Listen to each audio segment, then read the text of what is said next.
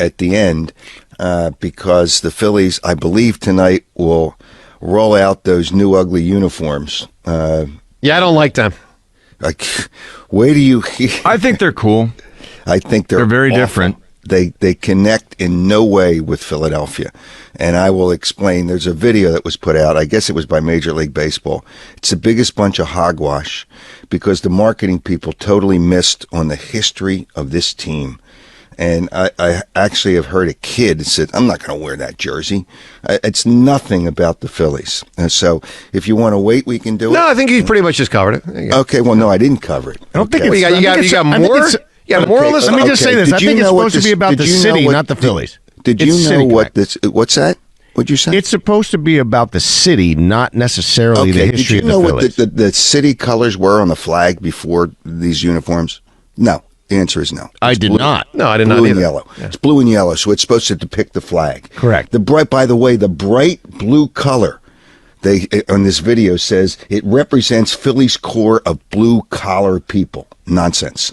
I thought that was cool. I thought the color is cool, I but not for the appreciated that Phillies. they added that. Yeah, but that has nothing to do liked with the video. Phillies. I thought it was excellent.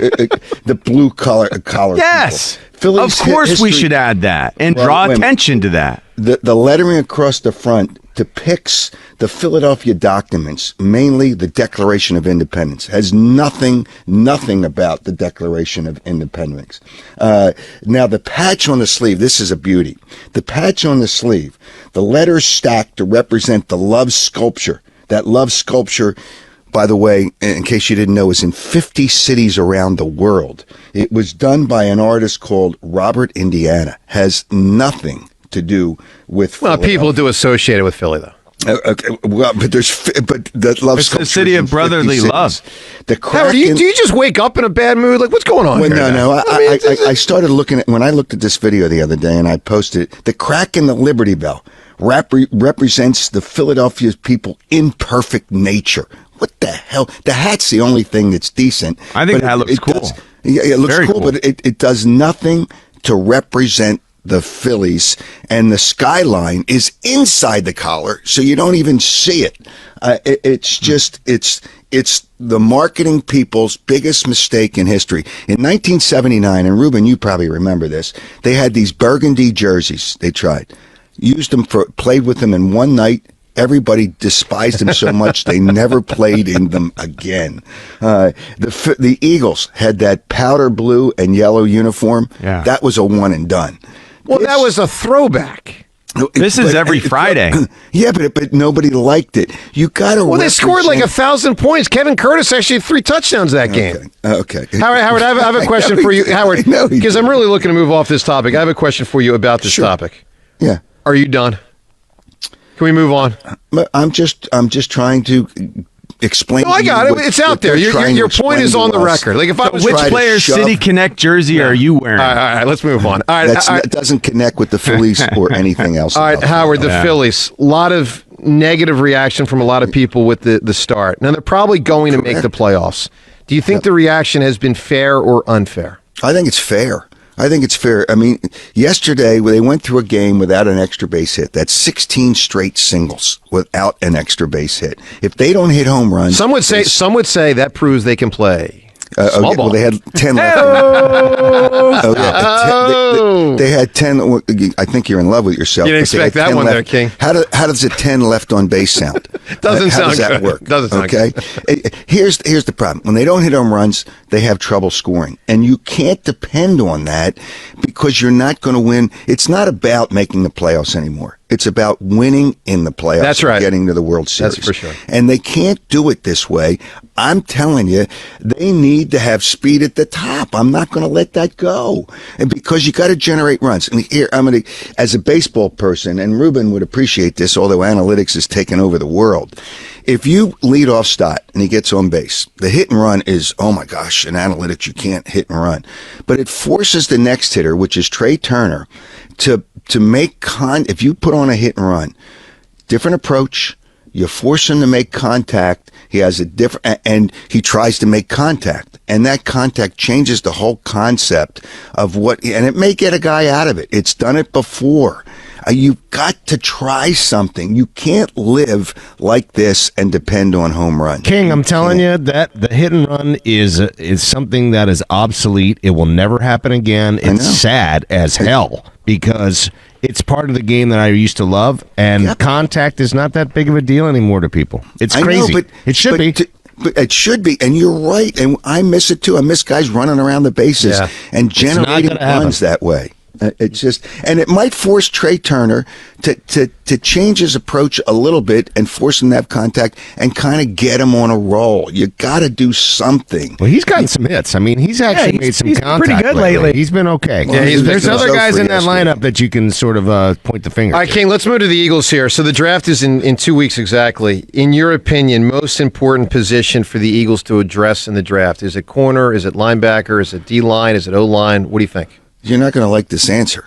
It's the best player available. And, you know, the reality of the best player available, you got to kind of think about Lane Johnson down the line and the replacement for Lane Johnson. So offensive line, you can't go wrong with offensive line, defensive line, or in this case, corner. You can't go wrong because they're important parts of the team.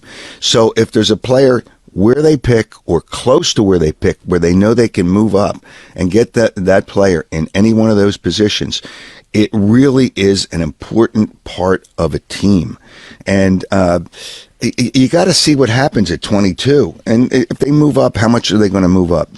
I think they're going to make a trade somewhere in this draft. But best player available never hurts you. And Joe, it's amazing, but you made a good point about Jordan Davis. It is amazing when you make a good point.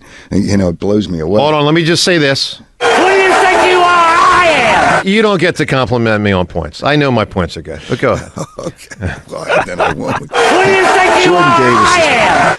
You think we could fit both these guys in the studio? Yeah, you know, Joe's in love with himself. Hey, Joe, did you break your hand how many times patting yourself on the back? Well, it's because I got a lot to pat on myself on the back about. You know, I don't think so. That is the last thing I would think that you should pat yourself on the back for. You know, when you're not in, then you should pat yourself on the back. Oh, at least unlike you, I pat my back. Oh, okay. Well, okay, whatever. okay. Jordan Davis. Sophomore. Right. But I would give him another year. Who's going back and forth, one-upping each other? Because it's such It's nonsense. embarrassing. Stop it. It's embarrassing. All right, Howard. John's got something for you. How far can the Sixers ride Joel Embiid this postseason? I don't think they're going to go any further than they've gone before. I mean, what they've done when Joel Embiid's come back, most of the teams they've played are bad teams. The NBA in the regular season, and I think we've seen it with the number of players that have scored 50 or more. In the same week, two guys scored 60. And I think when Embiid scored 70, didn't somebody else score 70 that week? Luka. Okay, so it's just like it's a no defense league, and that happens in the regular season. So it tells you nothing about the team. I mean, the scores are just ridiculous. They are ridiculous. The league's got to get it under control. Well, but the playoffs, they start playing better defense, and that's when it changes. And all this, I mean, the great thoughts of Sixers fans. It's not going to happen in the playoffs, and Doesn't Nick Nurse give us a better chance? I'm not so sure about Nick Nurse anymore. What? I thought he was a good coach. He never tells us the truth. I'll give you a great example. The night that Embiid comes back, somebody said, is he going to come back? Well, he's still questionable. He's working out. They knew he was coming back. Now, the second thing he said is, well, if he comes back, do you have an idea of how many minutes you're going to play him? I haven't gotten to that point yet. You're an hour and a half away from the game, and you don't know how many minutes you're going to. Come on, give me a break. It's just, come on, Nick. And I don't know, because this team has had injury problems. So how can you tell how good a coach he really is? And I thought he was, and I'm not sure. I'm not saying he's a bad coach. Now I'm not sure, because it really, in the end, it comes down in many cases to the players. The players got to do it. And I don't know, you know, Maxey's the best guy on the team. He's the best guy, but he's the second best player. Well, he's second best in talent, but as far as a winner, he's the best player that I say is a winner on this team, because he'll do whatever you want him to do. And that's, I love Maxey. You know, and Embiid is a terrific player, but he cares about his numbers, and his comment, I guess it was within the last week, says, I really shouldn't have come back. Well, then if you shouldn't have come back, then don't come back. Don't give us the excuse in case something happens.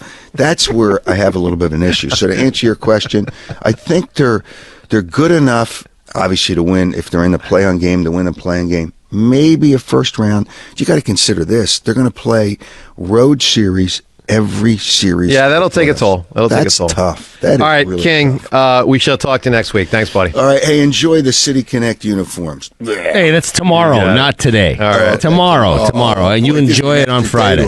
To anticipate. And there he is, the King, Howard Eskin. You're right. Thanks, Howard. You're ready.